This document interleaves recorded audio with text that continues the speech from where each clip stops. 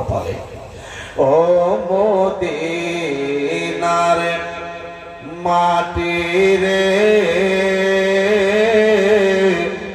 সকল সুখ বোঝে তো ওর কপালে।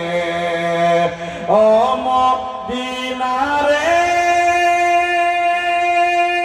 তোর বুকে আমার নবী যার লাগি পাগল সবই, যার তরে সৃষ্টি হইল ত্রিভুবন। কান্দি আমি সারাক্ষণে কখন যাব সেখানে, সহে না সহে না আর পরাণে। ও মদিনার মাটি রে সকল সুখ বোঝে তোর কপালে। তারপর ছন্দ কি বলছেন দেখেন, যারা মদিনা গিয়েছেন এখানে কেউ হাজী সাহেব আছে?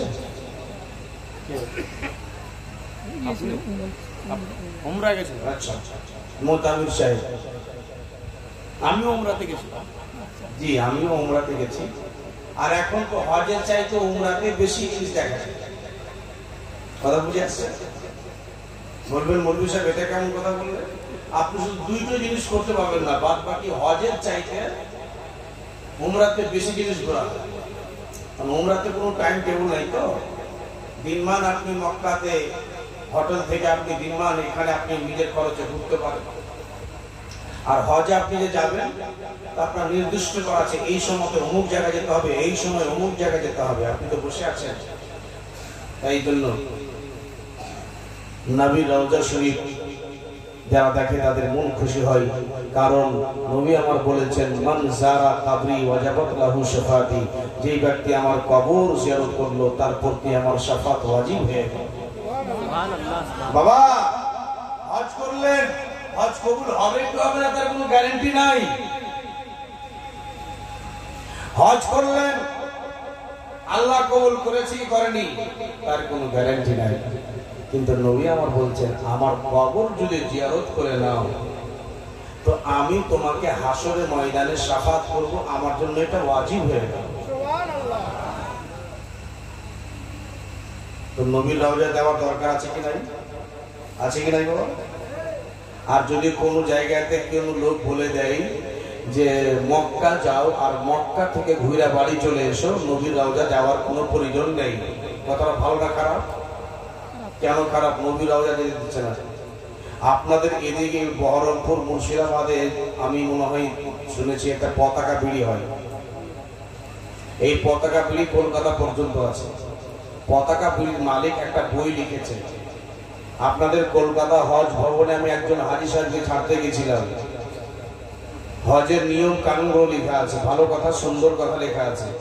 মাঝখানাতে একটা জায়গাতে একটা বই, ওই বইয়ে 2015 সালে যারা হজ করতে গেছিল তাদের কাছে দেখবেন বইটা আছে, বা 16 সালে যারা 17 সালে গেছিল তাদের কাছেও আছে। তো ওই বইয়ে লিখছে, মদিনা হজের কোনো অঙ্গ নয়, মদিনা না গেলেও হবে। কথাটা লেখা ভালো হয়েছে, মানলাম যে হজের অঙ্গ নয়, মদিনা যে হজ হয় না, হজ হয় মক্কাতে, এটা মানা যায়। কিন্তু মদিনা হজের কোনো জায়গা নাই, না গেলেও হবে, এই কথাটা মানে বোঝা যাচ্ছে যে আপনি আমার নবীর কাছ থেকে আপনি আমাকে দূরে সরার চেষ্টা করছেন।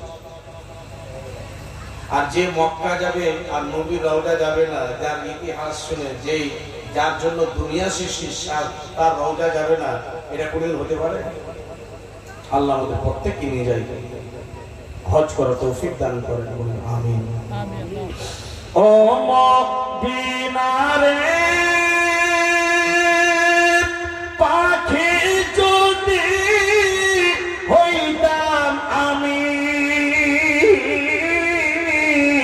উড়ে উড়ে যেতাম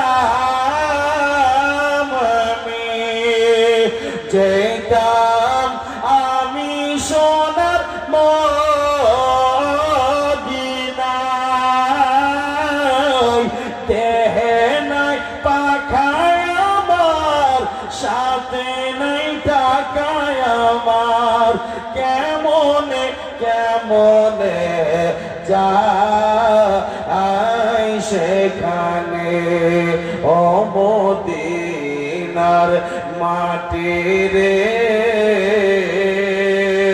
সকল সুখ বুঝে তোর কপালে।